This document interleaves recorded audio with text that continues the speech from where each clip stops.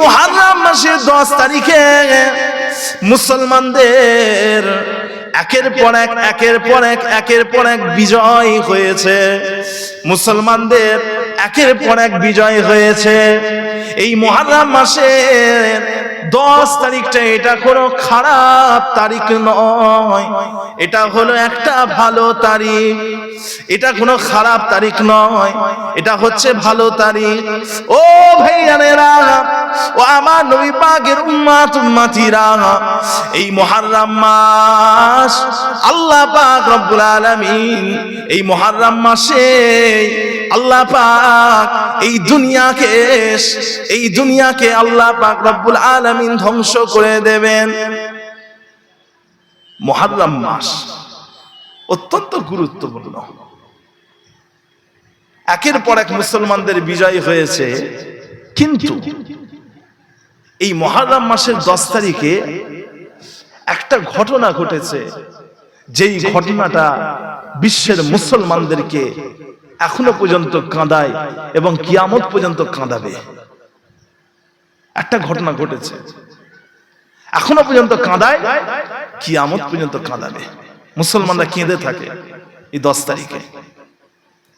কথা বুঝেছেন? ইসলামে 3 দিনের বেশি কিন্তু শোক পালন করা হয় না। কারো বাড়িতে যদি কেউ মারা যায়, ইসলাম বলছে 3 দিনের বেশি শোক পালন করতে পারবে না। যদি স্বামী মারা যায়, স্ত্রী ইদ্দত পালন করবে, ওই ইদ্দতটাই হচ্ছে তার শোক পালন। তাছাড়া বাড়ির মানুষেরা 3 দিনের বেশি শোক পালন করতে পারবে না। তা আমরা এই মুহররম মাসের 10 তারিখটাকে কোনো শোক পালন করার জন্য আমরা রোজা রাখবো না। রোজা রাখবো নাজাতে মুসার জন্য। মুসা আলাইহিস সালামকে আল্লাহ নাজাত দিয়েছিলেন, ওই জন্য রোজা রাখবো, মনে রাখবেন। তো ভাইজান, এই মুহররম মাসের 10 তারিখে কি হয়েছিল? আমার রাসূলুল্লাহ সাল্লাল্লাহু আলাইহি ওয়াসাল্লামের আওলাদ হযরত হুসাইন রাদিয়াল্লাহু আনহুকে এবং আহলে বায়তদেরকে এবং অনেক সাহাবাদেরকে এই মুহররম মাসের 10 তারিখে কারবালার প্রান্তরে শহীদ করে ফেলা হয়েছিল। বলি ইন্না লিল্লাহি ওয়া ইন্না ইলাইহি রাজিউন। কথা বুঝেছেন? আহলে বায়ত কারা? আহলে বায়ত কাদেরকে বলা হয়? আল্লাহ নবী, আল্লাহর হাবিব একদিন মক্কা এবং মদিনার মাঝামাঝি একটা জায়গায় ঝর্ণা রয়েছে, যেই ঝর্ণাটার নাম হলো খুম। আমার নবী পাক ওই খুম নামক জায়গায় দাঁড়িয়ে মুসলমানদের প্রতি, সাহাবায়ে কেরামদের প্রতি একটা ভাষণ দিয়েছিলেন। প্রথমে আল্লাহ পাকের প্রশংসা করেছিলেন, তারপরে আল্লাহর নবী, আল্লাহর হাবিব মানুষকে বলেছিলেন, শুনে রাখো, আমি হলাম একজনা মানুষ, খুব শীঘ্রই আল্লাহ পাকের পক্ষ থেকে আমার কাছে একজনা ফেরেশতা আসবেন, অর্থাৎ আমার কাছে হযরতে আজরাইল আলাইহিস সালাতু ওয়াস সালাম আসবে। অর্থাৎ আমার ডাক পড়ে যাবে, আমি আল্লাহ পাকের কাছে চলে যাব। তবে তোমাদের কাছে আমি 2টো ভারী জিনিস রেখে যাচ্ছি। তোমাদের কাছে 2টো ভারী জিনিস রেখে যাচ্ছি। প্রথম নাম্বার হলো কোরআন মাজিদ। এটা হলো হেদায়েত, এটা হলো আলো। তোমরা কোরআনের উপরে আমল করবে। মানুষকে কোরআনের ব্যাপারে অনুপ্রাণিত করলেন, উদ্বুদ্ধ করলেন। দ্বিতীয় নম্বর হলো, আল্লাহ নবী বলছেন, দ্বিতীয় নম্বর হলো আমার আহলে বায়ত, আমার ঘরবাসীরা, তোমরা আমার ঘরবাসীদের ব্যাপারে আল্লাহ পাককে স্মরণ করবে। আমার ঘরবাসী আহলে বায়ত, শুনছেন? আহলে বায়ত কারা? 4টে বংশের মানুষকে আহলে বায়ত বলা হয়। কটা বংশ? 4টে বংশ। প্রথম নম্বর হলো রাসূলুল্লাহ সাল্লাল্লাহু আলাইহি ওয়াসাল্লামের জামাতা হযরত আলী রাদিয়াল্লাহু আনহু সম্পর্কে চাচাতো ভাই ছিলেন, চাচাতো ভাই এবং জামাই আলী রাদিয়াল্লাহু আনহু। আলী রাদিয়াল্লাহু আনহু ইনার যত বংশধরেরা আছে, ইনার ছেলে, তার ছেলে, তার ছেলে, সকলেই হলেন আহলে বায়ত, আওলাদে রাসূল। দ্বিতীয় নম্বর হলো আলী রাদিয়াল্লাহু আনহুর ভাই হযরত জাফর রাদিয়াল্লাহু আনহু, ইনার আওলাদেরা, ইনার ছেলের ছেলে, তার ছেলে, বংশধরেরা। তৃতীয় নম্বর হচ্ছে আলী রাদিয়াল্লাহু আনহুর আরেকজন ভাই, যিনার নাম হলো আকিল। আকিল ইনার বংশধরেরা, তারা হচ্ছেন আওলাদে রাসূল, আহলে বায়ত। চতুর্থ নম্বর হচ্ছে আমার নবী পাকের চাচা যান, যার নাম হলো হযরতে আব্বাস।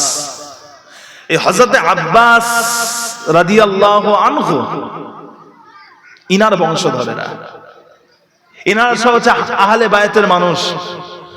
ইনাদেরকে সাদকা দেওয়া হারাম, ইনাদের সাদকা নেওয়া হারাম। বুঝতে পারেননি? আপনি এই আওলাদে রাসূলদেরকে যাকাত দিতে পারবেন না, আর ওই আওলাদে রাসূলরা কারো কাছ থেকে যাকাত নিতেও পারবে না। দুটোই হারাম কাজ। আপনি যদি দেন তাদেরকে, আপনি হারাম কাজ করলেন, তারা যদি নেয় কারোর কাছ থেকে, তারাও হারাম কাজ করল। কথা বুঝেছেন? আমার রাসূল পাক সাল্লাল্লাহু আলাইহি ওয়াসাল্লামের আহলিয়া গণেরা, স্ত্রী গণেরা, ইনারাও সব আহলে বায়ত। তো ভাইজান, আল্লাহর নবী বললেন এই দুটো জিনিস তোমরা খেয়াল করবে, এক হচ্ছে কোরআন, দ্বিতীয় হচ্ছে আহলে বায়ত। কথা বুঝতে পেরেছেন? ভাইরা আমার, দোস্ত আমার, ও ভাইজানেরা, মাযহাবের চার ইমামের এক ইমাম, জিনার নাম হযরতে মুহাম্মদ বিন ইদ্রিস আশ-শাফি, জিনার অনুসারীদেরকে শাফিঈ মাযহাবের অনুসারী বলা হয়। হযরত ইমাম শাফি একদিন তিনি তিনার শিক্ষকের কাছে, উস্তাদের কাছে হাদিস শরীফ নিয়ে চর্চা করছিলেন, হাদিস শরীফের দার্স দিচ্ছিলেন। এমত অবস্থাতে একটা বাচ্চা ছেলে খেলতে খেলতে খেলতে খেলতে হযরত ইমাম শাফি রাহমাতুল্লাহ আলাইহির কাছে চলে আসলেন। হযরত ইমাম শাফি জামানার এত বড় ইমাম, ওই বাচ্চাটাকে দেখে দাঁড়িয়ে বললেন।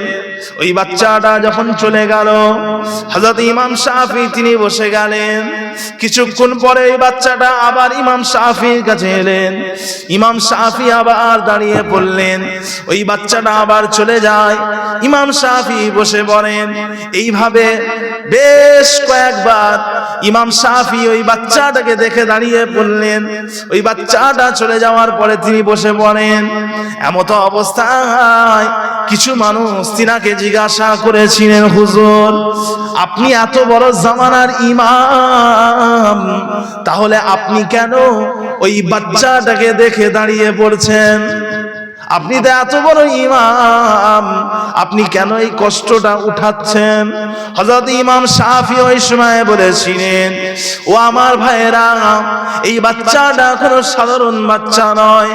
এই বাচ্চাটা হলো আমার রাসূলুল্লাহ সাল্লাল্লাহু আলাইহি ওয়াসাল্লামের রক্তের বাহক। এই বাচ্চার শরীরে আমার দয়ার নবীর রক্ত বইছে।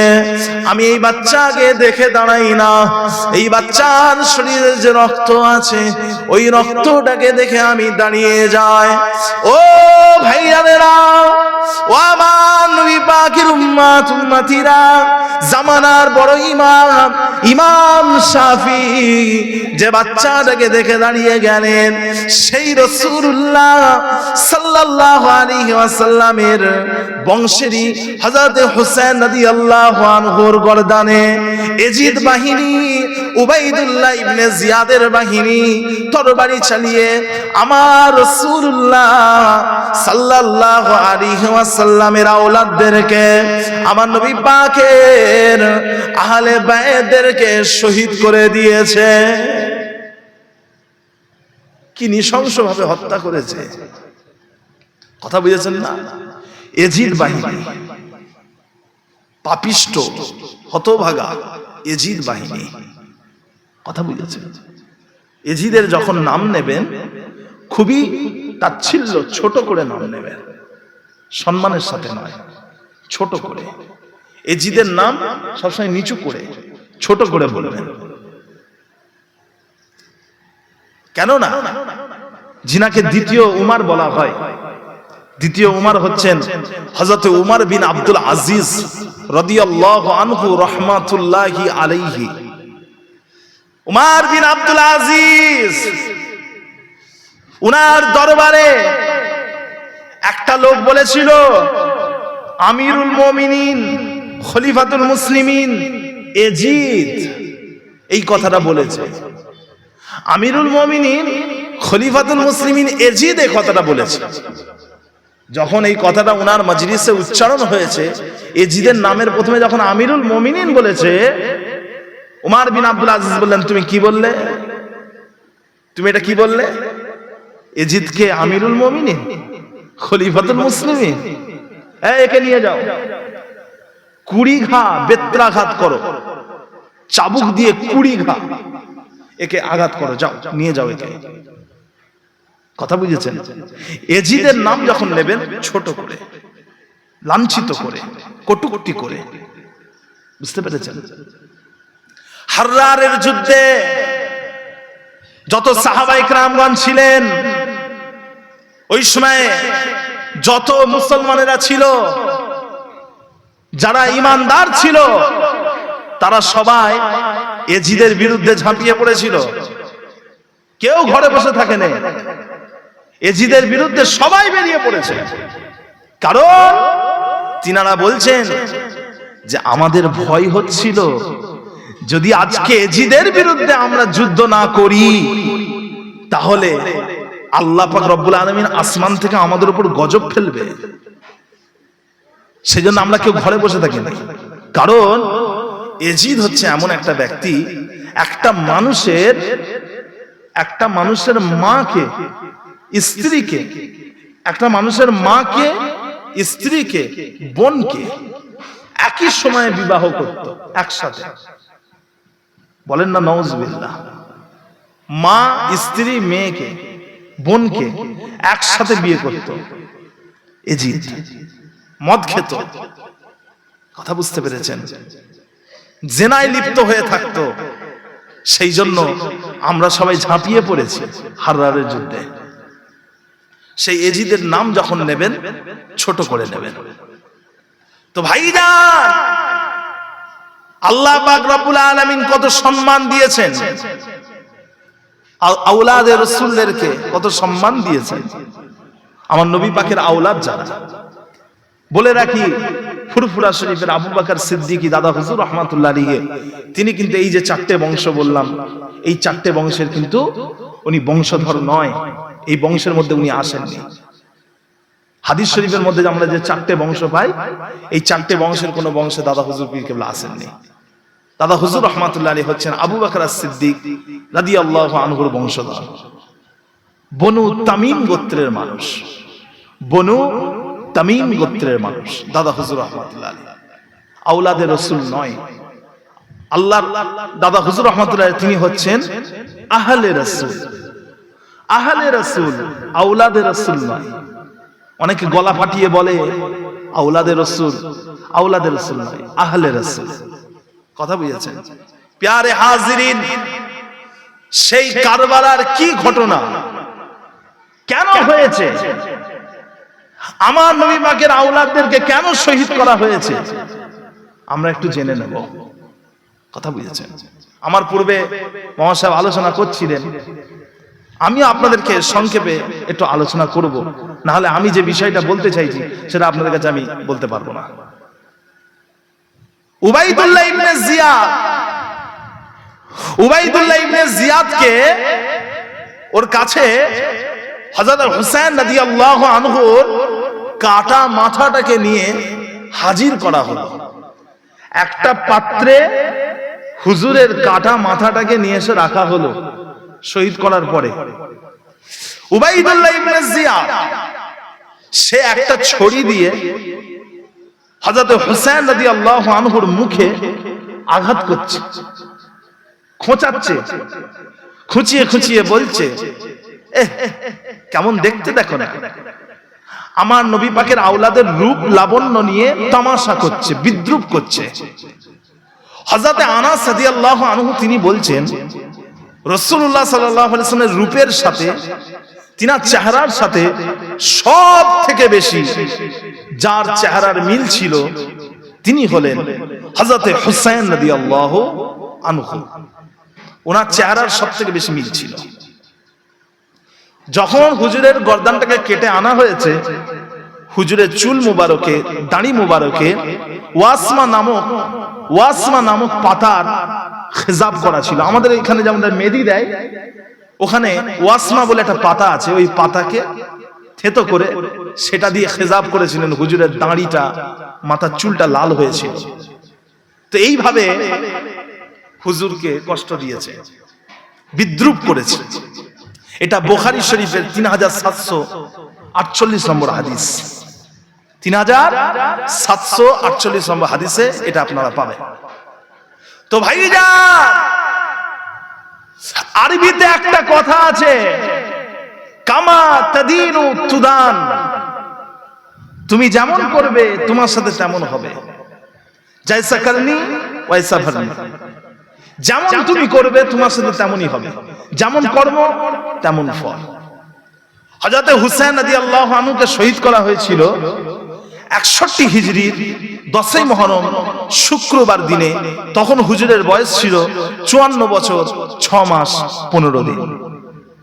ঠিক এই ঘটনা ঘটার হুজুরের শাহাদাতের 5 বছর পরে 66 হিজরি 22 জিলহজে মুখতার সাখাফি উবাইদুল্লাহ ইবনে জিয়াদকে হত্যা করেছিল। তার হত্যা করার পরে তার মাথাটাকে ঠিক ওই জায়গাতে বসে বিদ্রূপ করেছিল, যেখানে বসে উবাইদুল্লাহ ইবনে জিয়াদ হুসাইন রাদিয়াল্লাহু আনহুর চেহারা নিয়ে বিদ্রূপ করেছিল, ওখানেই তার মাথা নিয়ে বিদ্রূপ করেছে। তো ভাইজান, উবাইদুল্লাহ ইবনে জিয়াদ তার মাথাটাকে যখন কুফার মসজিদের বারান্দায় সাজিয়ে রাখা হলো, আরো অনেক কাটা মাথা সব সাজিয়ে রাখা ছিল, ওই সময়ে রব্বুল আলামিন আল্লাহ পাকের পক্ষ থেকে একটা সাপ এলো, একটা সাপ। সেই সাপটা সব মাথাগুলোকে ঘুরে ঘুরে ঘুরে ঘুরে অবশেষে উবাইদুল্লাহ ইবনে জিয়াদের মাথার কাছে এসে থেমে গেল। ওই সাপটা উবাইদুল্লাহ ইবনে জিয়াদের নাকের ভিতর দিয়ে ঢুকে গেল। কথা বুঝেছেন? ভেতরে ঢুকে গেল, ব্রেনের ভেতরে, মাথার ভেতরে ঢুকে গেছে। আবার কিছুক্ষণ পর বেরিয়ে ফের ঢুকে গেল, ফের বেরিয়ে ফের ঢুকে গেল। এইভাবে 3 বার তার নাকের ভিতর দিয়ে ঢুকলো বেরোলো, ঢুকলো বেরোলো। তারপরে সাপটা উধাও হয়ে গেল। এই জন্য আরবিতে কথা আছে, কামা তাদিনু তুদান, তুমি যেমন করবে তোমার সাথে তেমন হবে। আপনারা বুঝতে পারছেন, এটা হচ্ছে কারবালার পরবর্তী ঘটনা। এটা কারবালার পরবর্তী ঘটনা। কারবালার যে ঘটনা, এই ঘটনা নিয়ে অনেক রকমের মানুষের মধ্যে বাড়াবাড়ি রয়েছে, অনেকে অনেক রকম বাড়িয়ে চড়িয়ে বলেন। তো হযরত ইবনে কাসির রাহমাতুল্লাহ আলাইহি তিনি তিনার বিখ্যাত কিতাব আল বিদায়া ওয়ান নিহায়া এর মধ্যে হুসাইন রাদিয়াল্লাহু আনহু শাহাদাতের ব্যাপারে যেগুলো উল্লেখ করেছেন, সেখান থেকে আমি সংক্ষেপে আপনাদেরকে বলি। প্রকৃত কারবালার প্রকৃত যে ইতিহাস সংক্ষেপে খুব ছোট্ট করে, আসল যে বিষয়গুলো কয়েকটা বিষয় আপনাদেরকে বলি। আমিরে মুয়াবিয়া রাদিয়াল্লাহু আনহু তিনি ছিলেন মুসলিম জাহানের পঞ্চম খলিফা, খুলাফায়ে রাশিদিনদের পরে যিনি খলিফা হয়েছিলেন। হযরত আমিরে মুয়াবিয়া রাদিয়াল্লাহু আনহু 20 বছর তিনি তিনার খেলাফতের কাজ চালিয়ে গেলেন। এই 20 বছর পরে তিনার খেলাফতের অন্তিম সময়ে, শেষ সময়ে তিনি মনে করলেন যে আমার পরে খেলাফতের পদে কে বসবে সেটা আমার একটা ঠিক করে দেওয়া উচিত। কারণ খেলাফতকে কেন্দ্র করে মুসলমানদের মধ্যে মারপিট, গৃহদ্বন্দ্ব আর যেন না হয়, মুসলমানদের মধ্যে যেন আর রক্তাক্ত যেন না হয়। সেই জন্য আমার পরে কে খলিফা হবে আমি আমার জীবন দশায় সেটা ঠিক করে দিয়ে যাব। কথা বুঝতে পেরেছেন তো ভাইজান? তিনি বিভিন্ন প্রদেশ থেকে, দেশ বিদেশ থেকে বড় বড় গভর্নরদেরকে, সচিবদেরকে দাওয়াত করলেন, ডাকলেন, ডেকে তাদের সাথে আলোচনা করলেন। যেই সিদ্ধান্তটা নেওয়া হলো সেই সিদ্ধান্তটা হলো এজিদকে হুজুরের পরে, মুয়াবিয়া রাদিয়াল্লাহু আনহুর পরে খলিফা করা হবে। কাকে? এজিদকে। সঙ্গে সঙ্গে আমিরে মুয়াবিয়া রাদিয়াল্লাহু আনহু তিনি বিভিন্ন প্রদেশে তিনি গভর্নরদেরকে বলে পাঠালেন যে তোমরা সবাই এজিদের পক্ষ থেকে বায়াত নাও, মানুষের কাছ থেকে এজিদের পক্ষ থেকে ভোট নাও, বায়াত নাও। প্রত্যেকটা দেশের প্রদেশের গভর্নরেরা তারা সবাই এজিদের পক্ষ থেকে বায়াত নিচ্ছেন। মুসলিম জাহানের বেশিরভাগ মুসলমান এজিদের পক্ষে বায়াত দিয়ে দিলেন। কুফা, বাসরা, সিরিয়া, মক্কা, মদিনা এসব জায়গার মানুষেরা সব ভোট দিলেন, বায়াত দিলেন। কিন্তু মক্কা এবং মদিনার কিছু মানুষ তারা বায়াত, এজিদের পক্ষে বায়াত দিলেন না। তাদের মধ্যে অন্যতম হলেন আওলাদে রাসূল, খানদানে রাসূল হযরতে হুসাইন রাদিয়াল্লাহু আনহু এবং আমার নবী পাকের চাচাতো ভাই হযরতে আব্দুল্লাহ ইবনে আমার রাসূল পাক সাল্লাল্লাহু আলাইহি ওয়াসাল্লামের বড় খলিফা আবু বকর as-সিদ্দিক রাদিয়াল্লাহু আনহুর নাতি আব্দুল্লাহ ইবনে জুবায়ের রাদিয়াল্লাহু আনহু, আরো তিনাদের ভক্তবৃন্দগণ তারা এজিদের পক্ষে বায়াত দিলেন না। শুনছেন? আপনারা খুব খেয়াল করে শুনবেন, আমি সংক্ষেপে বলবো। ভাইরা আমার, দোস্ত আমার, ওই সময়তে হযরতে আমিরে মুয়াবিয়া রাদিয়াল্লাহু আনহু তিনি মক্কা মদিনার মানুষদেরকে বোঝাতে লাগলেন। আমিরে মুয়াবিয়া রাদিয়াল্লাহু আনহু তিনি মদিনা শরীফে গেলেন, মদিনার মানুষদেরকে বোঝাতে লাগলেন। মদিনা শরীফের বেশিরভাগ মানুষ আমিরে মুয়াবিয়া রাদিয়াল্লাহু আনহুর কাছে এজিদের পক্ষে বায়াত দিয়ে দিলেন। কিন্তু হুসেন রাদিয়াল্লাহু আনহু, আব্দুল্লাহ ইবনে জুবায়ের রাদিয়াল্লাহু আনহু এবং তিনাদের ভক্ত অনুরাগীরা, আহলে বায়তরা তারা এজিদের পক্ষে বায়াত দিলেন না। তারা যখন শুনতে পেলেন খলিফাতুল মুসলিমিন আমিরে মুয়াবিয়া রাদিয়াল্লাহু আনহু মদিনা শরীফে চলে এসেছেন, তারা তখন হযরত হুসাইন রাদিয়াল্লাহু আনহু এবং আব্দুল্লাহ ইবনে জুবায়ের এবং তিনাদের পরিবারের মানুষেরা তারা সকলেই আবার মক্কা শরীফে চলে এলেন। মক্কায় চলে এসেছে আমিরে মুয়াবিয়া রাদিয়াল্লাহু আনহু, তিনিও মক্কায় চলে এলেন। মক্কায় এসে তিনাদেরকে বোঝাচ্ছেন যে আপনারা কেন এজিদের পক্ষে বায়াত দিচ্ছেন না? মুসলিম জাহানের বেশিরভাগ মুসলমানই এজিদের পক্ষে বায়াত দিয়ে দিয়েছে, এজিদের পক্ষে বায়াত দিয়ে দিয়েছে, কেন দিচ্ছেন না? তখন হুসাইন রাদিয়াল্লাহু আনহু এজিদকে, এই আমিরে মুয়াবিয়া রাদিয়াল্লাহু আনহুকে পরামর্শ দিলেন যে শুনুন, আপনি কাকে খেলাফতে বসাবেন সেটা নির্বাচন করার জন্য 3টে প্রস্তাব আমরা দিচ্ছি। এই 3টে প্রস্তাবের যে কোনো একটা প্রস্তাব গ্রহণ করেন। প্রথম নম্বর হলো আমার নবী পাক সাল্লাল্লাহু আলাইহি ওয়াসাল্লাম আমার নানা জান যে পদ্ধতিটা অবলম্বন করেছেন সেটা হলো কি? সেটা হলো রাসূল পাক সাল্লাল্লাহু আলাইহি ওয়াসাল্লাম তিনার পরে কে খলিফা হবে ওটা তিনি ঠিক করে দেননি, মুসলমানেরা ঠিক করেছে। তো আপনি ওটাই করেন, কাউকে খলিফা নির্বাচিত করতে হবে না, আপনি ওটাই করেন। দ্বিতীয় নম্বর হলো আপনি ওই পদ্ধতি অবলম্বন করেন যে পদ্ধতিটা আবু বকর সিদ্দিক রাদিয়াল্লাহু আনহু তিনি অবলম্বন করেছেন। তিনি তিনার পরে কে খলিফা হবে সেটা তিনি ঠিক করে দিয়ে গেছেন। তিনি তিনার কোনো আওলাদকে ঠিক করে দেননি, কোনো আত্মীয়কে ঠিক করে দেননি, তিনি এমন একজনকে ঠিক করে দিয়ে গেছেন যার সাথে তিনার কোনো আত্মীয়তার সম্পর্ক নেই, কিন্তু সমস্ত মুসলমানেরা উনাকে নেক বলেই চেনে। উনার নেক হওয়ার ব্যাপারে কারোর মধ্যে কোনো মতবিরোধ ছিল না। ওমর ফারুক রাদিয়াল্লাহু আনহুর কথা বলছি, বুঝতে পেরেছেন? তারপরে বলছেন হোসেন রাদিয়াল্লাহু আনহু বলছেন, অথবা আপনি 3 নম্বর প্রস্তাব, 3 নম্বর পদ্ধতি অবলম্বন করেন যে পদ্ধতিটা ওমর ফারুক রাদিয়াল্লাহু আনহু তিনি অবলম্বন করেছিলেন। ওমর ফারুক রাদিয়াল্লাহু আনহু তিনার পরে কে খলিফা হবে সেটা 6 জন মানুষের কাছে দায়িত্ব দিয়ে গেছিলেন, আপনি ওটাই করেন। এই 3টের মধ্যে যে কোনো একটা পদ আপনি বেছে নেন।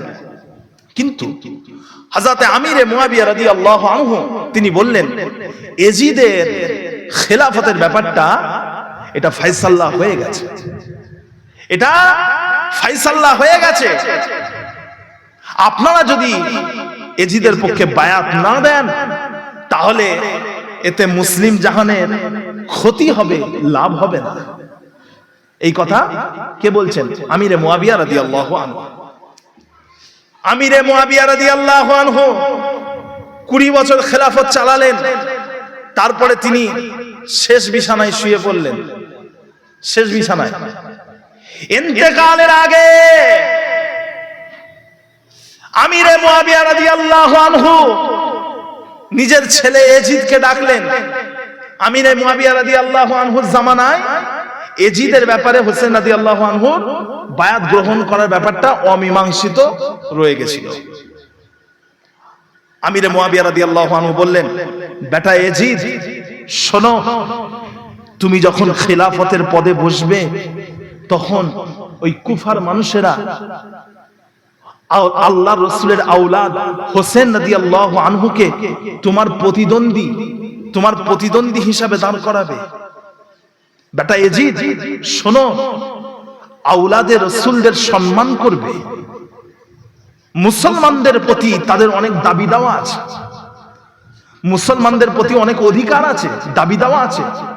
বেটা এজিদ আওলাদে রাসূলদের সম্মান করবে, খবরদার তাদের সাথে কোনো বিয়াদবিমূলক আচরণ করবে না। কে বলছেন বলেন? শুনছেন আপনারা? আমিরে মুয়াবিয়া রাদিয়াল্লাহু আনহু এই কথা বলে তিনি দুনিয়া থেকে বিদায় নিলেন। তো ভাইয়া, আমিরে মুয়াবিয়া রাদিয়াল্লাহু আনহু বিশাল বড় অভিজ্ঞ মানুষ ছিলেন। তিনি যেমন দ্বারা 20 বছর খেলাফত চালিয়েছেন, তার আগে 20 বছর আবার তিনি গভর্নর থেকেছেন, বিভিন্ন প্রদেশে গভর্নর থেকেছেন। তিনার বিশাল অভিজ্ঞতা ছিল। তিনি জানতেন যে কুফার মানুষেরা কিছু একটা করবে আমার ইন্তেকালের পরে, আর তিনি যে ভবিষ্যৎবাণী করে গেলেন ওটাই সত্য হয়ে গেল। হযরত আমিরুল মুমিনিন খলিফাতুল মুসলিমিন আমিরে মুয়াবিয়া রাদিয়াল্লাহু আনহু যখন তিনি ইন্তেকাল করলেন, তার ইন্তেকালের পরে এজিদ খেলাফতের মাসনাদে বসে গেল।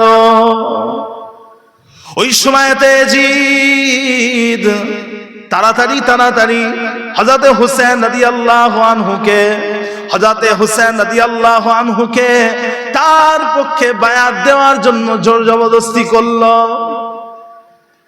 ও ভাইরানেরা, এইদিকে কুফার মানুষেরা 2 বস্তা চিঠি পাঠিয়েছে হোসেন রাদিয়াল্লাহু আনহুর কাছে, কিছু কম বেশি 150 থেকে 200 চিঠি। 20 থেকে 25 জন দুধ দিয়ে হোসেন রাদিয়াল্লাহু আনহুর কাছে পাঠিয়েছে। আর বলে পাঠিয়েছে হোসেন রাদিয়াল্লাহু আনহুকে বলবে, আমরা কুফার মানুষ এজিদের খেলাফতকে মানছি না, মানব না, আমরা হোসেন রাদিয়াল্লাহু আনহুর পক্ষে বায়াত দিতে চাই, আমরা হোসেন রাদিয়াল্লাহু আনহুর পক্ষে। হযরতে হোসেন রাদিয়াল্লাহু আনহু তিনি কিন্তু প্রথমেই চলে গেলেন না, তিনি গোয়েন্দা পাঠালেন। তিনি নিজে গেলেন না, তিনি নিজের চাচাতো ভাই, চাচতো ভাই মুসলিম বিন আকিল রাদিয়াল্লাহু আনহুকে পাঠালেন, যাও তুমি গিয়ে খবর নিয়ে এসো, ইনকোয়ারি করে নিয়ে এসো যে আসলেই কুফার মানুষেরা তারা আমাকে চাই কি চায় না। হযরতে মুসলিম বিন আকিল দীর্ঘ সফর করে কুফায় প্রবেশ করলেন। তিনি যখন কুফাতে গেলেন, নিজের পরিচয় দিলেন, তখন কয়েকদিনের ব্যবধানে 12,000 মানুষ তারা হুসাইন রাদিয়াল্লাহু আনহুর পক্ষে মুসলিম বিন আকিলের কাছে বায়াত দিয়ে দিল। হযরত মুসলিম বিন আকিল খুশিতে বাগে বাগ হয়ে গেছে। তিনি তখন চিঠি লিখলেন হোসেন রাদিয়াল্লাহু আনহুর কাছে, আপনি চলে আসেন, এখানে তো কুফার মানুষেরা আপনার কাছে বায়াত হওয়ার জন্য পাগল হয়ে আছে, আপনি চলে আসেন, তাড়াতাড়ি চলে আসেন। কয়েকদিনের ব্যবধানেই 12,000 মানুষ, কুফার মানুষ বায়াত হয়ে গেছে, আপনি চলে আসেন, দেরি করবেন না। হযরত হোসেন রাদিয়াল্লাহু আনহু তিনি পরিবার নিয়ে, ভক্তদের নিয়ে মোট 150 জন মানুষ তিনারা মক্কা থেকে সফর শুরু করলেন, অভিযান শুরু করলেন। হুসাইন রাদিয়াল্লাহু আনহু অভিযান শুরু করার আগে তাবেঈনদের মধ্যে থেকে এবং সাহাবাদের মধ্যে থেকে বিশিষ্ট 15 জন সাহাবা এবং তাবেঈন হোসেন রাদিয়াল্লাহু আনহুকে কঠিনভাবে বারণ করলেন, মানা করলেন যে হুজুর আপনি যাবেন না, আপনি কোথায় যাচ্ছেন, কাদের ভরসায় যাচ্ছেন, এই কুফার মানুষদের ভরসায় আপনি যাচ্ছেন, আপনি জানেন না, আপনার জানা নাই হুজুর, আপনার আব্বাজান আলী রাদিয়াল্লাহু আনহুকে এই কুফার সাবাঈ দল, এই মুনাফিক গুলো আপনার আব্বাজানকে শেষ করে দিয়েছে, আপনার আব্বাজানকে হত্যা করেছে, আপনি জানেন না, আপনার ভাই হাসানকে এই কুফার মানুষ শহীদ করেছে, আপনি কোথায় যাচ্ছেন, কাদের ভরসায় যাচ্ছেন। কিন্তু হুসাইন রাদিয়াল্লাহু আনহু তিনি এই রাজতন্ত্রকে বন্ধ করার জন্য কথা বলেছেন যে এমন একজন ব্যক্তি খলিফা হচ্ছে যিনি হচ্ছেন আমিরুল মুমিনিন, আমিরে মুয়াবিয়া রাদিয়াল্লাহু আনহুর ছেলে, এটা তিনি মানলেন না। রাসূলের সুন্নাতকে বাঁচানোর জন্য তিনি বললেন না, আমি এই সফর করব, এই অভিযান আমি করব, কুফার মানুষরা আমাকে চায়, 12,000 মানুষ কয়েকদিনের ব্যবধানে বায়াত দিয়েছে, আমি যাব, আমার ভক্ত অনুরাগীরা কি করবে তাহলে। তিনি যখন বেরোচ্ছেন ওই সময়তে হযরত আব্দুল্লাহ ইবনে উমর রাদিয়াল্লাহু আনহু তিনাকে থামালেন, থামিয়ে বললেন হুজুর আপনি কোথায় যাচ্ছেন, আমি আপনাকে বিদায় দিচ্ছি, তবে হুজুর একটা কথা বলে রাখি, আস্তাউদিউকাল্লাহ ফি কাতিল, আস্তাউদিউকাল্লাহ, আমি আপনাকে আল্লাহ পাকের রাস্তায় সঁপে দিচ্ছি, আল্লাহর জিম্মায় সঁপে দিচ্ছি, এই অবস্থায় যে আপনি মনে হচ্ছে শহীদ হবেন, আপনি মনে হচ্ছে শহীদ হবেন, এই অবস্থায় আমি আপনাকে আল্লাহর জিম্মায় ছেড়ে দিলাম। হুজুর আরেকটু এগিয়ে গেলেন, সঙ্গে সঙ্গে আব্দুল্লাহ ইবনে আব্বাস রাদিয়াল্লাহু আনহু ওনাকে ধরলেন, হুজুর আপনি কোথায় যাচ্ছেন, হ্যাঁ আমি তো আপনার এই অভিযানে রক্তের গন্ধ পাচ্ছি, আপনার এই অভিযানে আমি তো রক্তের গন্ধ পাচ্ছি। হোসেন রাদিয়াল্লাহু আনহু কারোর কোনো কথা তিনি গ্রাহ্য করলেন না, কারণ তিনি মনে করেছেন কুফার 12,000 মানুষ কয়েকদিনের ব্যবধানে বায়াত হয়ে গেছে, তার মানে এখন কত মানুষ বায়াত হয়ে গেছে। হযরত হোসেন রাদিয়াল্লাহু আনহু তিনি তিনার সফরটাকে জারি রাখলেন, তিনি তিনার অভিযানটাকে জারি রাখলেন। ও ভাইজানেরা, ওইদিকে যখন খবর পেয়ে গেল এজিদের কাছে যখন খবর পৌঁছে গেল যে কুফার মানুষেরা হোসেন রাদিয়াল্লাহু আনহুর পক্ষে বায়াত দিয়েছে, তখন এজিদ কুফার গভর্নর নুমান বিন বাশির রাদিয়াল্লাহু আনহুকে পদত্যাগ করিয়ে দিলেন। পদত্যাগ করিয়ে দিল, এজিদ তো পদত্যাগ করিয়ে দিল। নুমান ইবনে বাশির, বুঝতে পেরেছেন, নরম প্রকৃতির মানুষ, ঠান্ডা মেজাজের মানুষ, কুফার গভর্নর ছিলেন। হতচ্ছাড়া এজিদ কি করেছে, নুমান বিন বাশিরকে তার পদ থেকে নামিয়ে দিয়েছে। নামিয়ে দিয়ে কোথায়, সে বাসরা থেকে উবাইদুল্লাহ ইবনে জিয়াদকে নিয়ে এসে ওখানকার গভর্নর করে দিয়েছে। কঠিন মেজাজ, শক্ত মেজাজের মানুষ, রাগী মানুষ উবাইদুল্লাহ ইবনে জিয়াদ, তাকে কুফার গভর্নর করে দিয়েছে। উবাইদুল্লাহ ইবনে জিয়াদ প্রথম দিনে এসেই কুফার মানুষকে বলে দিল, এ কুফার মানুষেরা, তোমরা যারা হোসেন রাদিয়াল্লাহু আনহুর পক্ষে বায়াত দিয়েছো এবং এজিদের খেলাফ করেছো, তোমরা এজিদের বায়াতকে গ্রহণ করোনি, শুনে রাখো তোমাদের সবার উপরে দেশদ্রোহিতার ধারা চলবে, দেশদ্রোহিতার ধারা চলবে। তাড়াতাড়ি তোমরা এজিদের পক্ষে বায়াত দাও। তখন হযরতে মুসলিম বিন আকিল, হোসেন রাদিয়াল্লাহু আনহুর চাচতো ভাই, যিনি এসেছিলেন আগে কুফায়, তিনি তখন দেখছেন আমার পিছনে 12,000 লোক আছে, আমি তো এক হাঁকারে উবাইদুল্লাহ ইবনে জিয়াদকে থামিয়ে দেবো। একটা হাঁকার মারবো, উবাইদুল্লাহ ইবনে জিয়াদ ইঁদুর হয়ে যাবে। তিনি এটা মনে করেছেন। উবাইদুল্লাহ ইবনে জিয়াদ, কথা বলেছেন, এদিকে খেয়াল করেন, মুসলিম বিন আকিল রাদিয়াল্লাহু আনহু তিনি তখন ওই 12,000 মানুষের ভরসায় তিনি উবাইদুল্লাহ ইবনে জিয়াদের বিরুদ্ধে বেরিয়ে পড়লেন। কথা বুঝেছেন?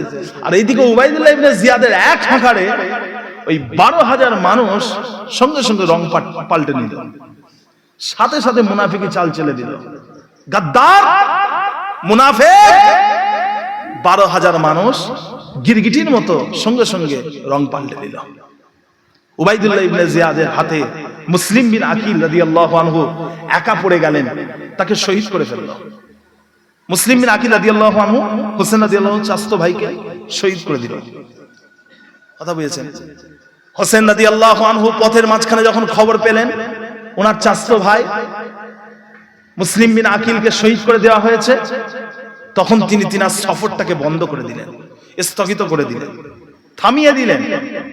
তিনি সিদ্ধান্ত নিলেন যে তিনি আর কুফায় যাবেন না, কারণ কুফার পরিস্থিতি খুব কঠিন হয়ে গেছে। তিনি সিদ্ধান্ত নিলেন মক্কা মদিনায় ফিরে যাবেন। কিন্তু হোসেন রাদিয়াল্লাহু আনহুর সাথে ছিলেন মুসলিম বিন আকিল রাদিয়াল্লাহু আনহুর নিজের ভাই, আপন ভাই। তিনি তখন হোসেন রাদিয়াল্লাহু আনহুকে বললেন, হুজুর আপনি মক্কায় ফিরে যেতে পারেন, আপনি বাড়ি চলে যেতে পারেন, আমি বাড়ি যাব না, কারণ শহীদ হয়েছে আমার ভাই। আপনার ভাই যদি শহীদ হতেন আপনি কি ফিরে যেতে পারতেন? আমি ফিরে যেতে পারছি না, আমি তো যাব। হোসেন রাদিয়াল্লাহু আনহু এক প্রকার বাধ্য হয়ে তিনি তিনার সফরটাকে মজবুর হয়ে জারি রাখলেন, সফর জারি রাখলেন। হযরতে হোসেন রাদিয়াল্লাহু আনহু কুফার কাছাকাছি যখন পৌঁছে গেলেন, অনতি দূরে যখন পৌঁছে গেলেন, তিনি দেখলেন উবাইদুল্লাহ ইবনে জিয়াদ 4,000 সৈন্য পাঠিয়েছে, বিশাল বড় ফৌজ পাঠিয়েছে, বিশাল বড় ফৌজ। হোসেন রাদিয়াল্লাহু আনহু তখন তিনি কি করলেন, আর কুফার দিকে গেলেন না, তিনি চলে গেলেন কারবালার দিকে। কুফার দিকে গেলেন না, রাস্তাটা বদলে নিয়ে কারবালার দিকে চলে গেলেন। কারবালায় গিয়ে কারবালার প্রান্তরে তিনি তাঁবু গেড়ে দিলেন, তাঁবু গেড়ে দিলেন। হাজার হাজার সৈন্যরা আহলে বায়তদেরকে ঘিরে ফেললো, চারিদিক থেকে ঘিরে ফেললো। উবাইদুল্লাহ ইবনে জিয়াদ কুফা থেকে বসে বসে চিঠি লিখেছে, একজনের হাত দিয়ে পাঠিয়ে দিয়েছে চিঠিটা, বলে পাঠিয়েছে, ও হুসাইন রাদিয়াল্লাহু আনহু, আপনি এজিদের পক্ষে এক্ষুনি বায়াত দেন। আপনি যদি এজিদের পক্ষে এক্ষুনি বায়াত না দেন, আমরা কিন্তু আপনাকে ছাড়বো না, আপনি এক্ষুনি বায়াত দেন। হোসেন রাদিয়াল্লাহু আনহু তখন তিনি উবাইদুল্লাহ ইবনে জিয়াদের কাছে তার পরিবর্তে উত্তর দিলেন। তিনি বললেন, ও উবাইদুল্লাহ ইবনে জিয়াদ, আমি আপনার কাছে 3টে প্রস্তাব রাখছি। এই 3টে প্রস্তাবের মধ্যে থেকে একটা রাস্তা আমার জন্য আপনি খুলে দেবেন। 3টে পথের মধ্যে একটা পথ আমার জন্য খুলে দেবেন। প্রথম নম্বর হলো, আমাকে মক্কা মদিনায় ফিরে যেতে দেন, আমি আপনাদের সাথে সাথে পাঁচে থাকবো না, সাথে পাঁচে থাকবো না, আমাকে মক্কা মদিনায় ফিরে যেতে দেন। দ্বিতীয় নম্বর হলো, আমাকে বর্ডার এলাকায় পৌঁছে দেন। বর্ডার এলাকায় আমার ভক্তবৃন্দ আছে, আমার সঙ্গী সাথীরা আছে, আমি তাদের সাথে হাতে হাত মিলিয়ে যুদ্ধ করব, আল্লাহর সন্তুষ্টি হাসিল করব। আমি তো এখানে আমার পরিবার নিয়ে এসেছি, আমার ভক্ত আছে, আপনি আমাকে বর্ডার এলাকায় ছেড়ে দেন, আমি আপনাদের সাথে যুদ্ধ করব। কথা বুঝেছেন? যে তৃতীয় নম্বর হলো, 3 নম্বর হলো, আমাকে দামাস্কে এজিদের কাছে যাওয়ার ব্যবস্থা করে দেন। আমি এজিদের কাছে গিয়ে মত বিনিময় করে, কথাবার্তা আলোচনা করে, যদি মনে করি এজিদের হাতে বায়াত হয়ে যাব। এই 3টের মধ্যে যে কোনো একটা পথ আমার জন্য সহজ করে দেওয়া হবে। কথা বুঝেছেন? ওই সময়তে উবাইদুল্লাহ ইবনে জিয়াদ হোসেন রাদিয়াল্লাহু আনহুকে বলে পাঠালেন, না হে হোসেন, তোমার এই কথা আমি মানছি না, তুমি এক্ষুনি এই মুহূর্তে এজিদের পক্ষে বায়াত দেবে, এই মুহূর্তে এজিদের পক্ষে বায়াত দেবে। কথা বুঝেছেন? তোমার এই কথা মানবো না। চারিদিক থেকে ঘিরে ফেলেছে, ফোরাত নদীর পানি বন্ধ করে দিয়েছে, আওলাদে রাসূলগণেরা তারা পিপাসার্ত, 72 ঘন্টা পিপাসার্ত। কথা বুঝেছেন? তোমাকে এক্ষুনি এজিদের পক্ষে বায়াত দিতে হবে, এক্ষুনি। হোসেন রাদিয়াল্লাহু আনহু তিনি হচ্ছেন আওলাদে রাসূল, তিনি রাসূলের বংশের মানুষ, তিনি বাঘের বাচ্চা, তিনি কেন এজিদের কথা শুনবেন? তিনি কেন উবাইদুল্লাহ ইবনে জিয়াদের কথা শুনবেন? তিনি তো বংশের মানুষ, তিনার তো একটা শরীরে আলাদা রক্ত চলছে, তিনি তো বাঘের বাচ্চা, তিনি ওর কথা নেবেন কেন? বুঝতে পেরেছেন? জোর জবরদস্তি যখন করছে হোসেন রাদিয়াল্লাহু আনহু, তিনিও বলছেন না, আমি মানবো না, ও জোর জবরদস্তি করছে। একটা পর্যায়ে উভয় পক্ষ একটা খুবই অপ্রীতিকর পরিস্থিতিতে পৌঁছে গেল। এবারে তারপরে যুদ্ধটা শুরু হলো। একের পর এক আওলাদে রাসূলদেরকে শহীদ করা হলো, একের পর এক। কথা বুঝেছেন? সমস্ত আওলাদে রাসূলদেরকে শহীদ করা হলো। হযরত হোসেন রাদিয়াল্লাহু আনহু যখন মক্কা থেকে বেরিয়েছিলেন, 150 জন ছিলেন, 150 জন। এই 12,000 মানুষের ভরসায় তিনি বেরিয়েছিলেন। বুঝতে পেরেছেন? 150 জন নিয়ে বেরিয়েছিলেন। আর তিনি যখন এসে পৌঁছালেন কারবালায়, ওই 12,000 মুনাফিক 70 দল, তারা তো কেউ তো চুরি পরে ঘরের মধ্যে বসে গেছে, দরজা জানলা লাগিয়ে দিয়েছে, আবার কেউ তো ওই এজিদ বাহিনীর সাথে হাত মিলিয়ে হোসেন রাদিয়াল্লাহু আনহুর বিরুদ্ধে যুদ্ধ করেছে। বুঝতে পেরেছেন? এই কুফার 70 দল মুনাফিক। কথা বুঝতে পেরেছেন না? আওলাদে রাসূলদের সবাইকে শহীদ করে দেওয়া হলো। হযরত হোসেন রাদিয়াল্লাহু আনহুকে শহীদ করা হলো। বেঁচে গেলেন একমাত্র ব্যক্তি, যিনি হলেন হোসেন রাদিয়াল্লাহু আনহুর ছোট ছেলে, যিনার নাম হচ্ছে হযরতে আলী আল আসগার জাইনুল আবেদিন রাহমাতুল্লাহি আলাইহি রাদিয়াল্লাহু আনহু। আলী আল আসগার জাইনুল আবেদিন রাদিয়াল্লাহু আনহু, উনি বেঁচে গেলেন, বাকি সবাইকে শহীদ করে দিল। এবং আওলাদে রাসূলদের বডির উপরে, শরীরের উপর দিয়ে ঘোড়াগুলোকে ছুটিয়ে দেওয়া হলো, তিনাদের শরীরগুলো ছিন্ন বিচ্ছিন্ন হয়ে গেল। আওলাদে রাসূলদের শরীরগুলোকে ছিন্ন বিচ্ছিন্ন করে দিল, ওনাদের তাঁবুগুলোকে লুণ্ঠন করা হলো, ডাকাতি করা হলো, আওলাদে রাসূলদের স্ত্রীদের গলার গহনা কানের গহনাগুলোকে ছিঁড়ে ফেলা হলো। যারা মায়ের বাড়িতে চলে গেলে, হোসেন রাদিয়াল্লাহু আনহু যে আহলিয়ারা মায়ের বাড়িতে চলে গেলে হোসেন রাদিয়াল্লাহু আনহুর রাতের ঘুমটা উড়ে যেত, রাতে ঘুমোতে পারতেন না। সেই সমস্ত আমাদের আম্মা জানদের কানগুলোকে ছিঁড়ে ফেলেছে, গলাগুলোকে ছিঁড়ে ফেলেছে। কথা বুঝতে পেরেছেন? প্যারে হাজিরিন, এইভাবে একের পর এক সকলকে শহীদ করে ফেলা হলো। বেঁচে গেলেন আলী আল আসগার জাইনুল আবেদিন। হোসেন রাদিয়াল্লাহু আনহু শরীর থেকে ধর থেকে মাথাটা আলাদা করে ফেলা হলো এবং সেই মাথাটা উবাইদুল্লাহ ইবনে জিয়াদের কাছে পাঠানো হলো। বুখারী শরীফের 3748 নম্বর হাদিসটা যেটা আপনাদের কাছে বলছিলাম, সে হাদিসটা এই রকম যে উবাইদুল্লাহ ইবনে জিয়াদের সামনে একটা বড় থালাতে পাত্রে হুজুরের মাথাটাকে রাখা হলো। উবাইদুল্লাহ ইবনে জিয়াদ একটা ছড়ি দিয়ে হুজুরের চেহারায় মারছে আর হুজুরের রূপ লাবণ্যকে নিয়ে বিদ্রুপ করছে, কটূক্তি করছে। হযরত আনাস রাদিয়াল্লাহু আনহু বলছেন, হোসেন রাদিয়াল্লাহু আনহুর চেহারার সাথে সবথেকে বেশি সাদৃশ্য ছিল রাসূলুল্লাহ সাল্লাল্লাহু আলাইহি ওয়াসাল্লামের। আর তিনার দাড়িতে এবং মাথায় ওয়াসমা নামক পাতা দিয়ে খেজাব করা ছিল। কথা বুঝেছেন? আল হাসান ওয়াল হুসাইন সাইয়্যিদা শাবাবি আহলিল জান্নাহ। হযরত হাসান, হযরত হুসাইন রাদিয়াল্লাহু আনহু, ইনারা দুজনে হলেন জান্নাতি যুবকদের সরদার। একবার জোরে বলুন না সুবহানাল্লাহ। হযরত হুসাইন রাদিয়াল্লাহু আনহুর শরীরের এমন কোন জায়গা বাকি ছিল না যেখানে আমার রাসূলুল্লাহ সাল্লাল্লাহু আলাইহি ওয়াসাল্লাম তিনি তিনার আদর মাখা চুম্বন দান করেননি। কথা বুঝেছেন? হুজুরকে শহীদ করে দিল। ভাইরা আমার, দোস্ত আমার, ও ভাইজানেরা, হযরত আব্দুল্লাহ ইবনে আব্বাস রাদিয়াল্লাহু আনহু, তিনার আম্মা জান জিনার নাম হলো হযরতে উম্মুল ফজল রাদিয়াল্লাহু আনহা, তিনি ছিলেন আমার নবী পাকের একজন মেয়ে ছেলে সাহাবা।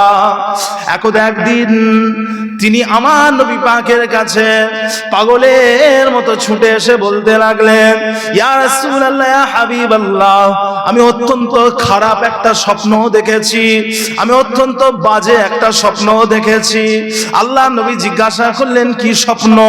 ওই সময় হযরতে উম্মুল ফজল তিনি বললেন, আমি স্বপ্ন দেখলাম আপনার শরীরের গোশত কেটে আমার কোলে রাখা হচ্ছে। হুজুর, এই স্বপ্নের ব্যাখ্যাটা একটু আপনি করে দেন। আল্লাহর নবী, আল্লাহর হাবিব বলেছিলেন, ও উম্মে ফজল, তুমি তো ভালো স্বপ্ন দেখেছো। তুমি যে স্বপ্ন দেখেছো ওটা খারাপ স্বপ্ন নয়, ওটা তো ভালো স্বপ্ন। ফাতেমার একটা ছেলে হবে আর ওই ছেলেটা তোমার কোলে উঠবে। এই স্বপ্নের ব্যাখ্যা হলো এটাই। কথা বুঝেছেন?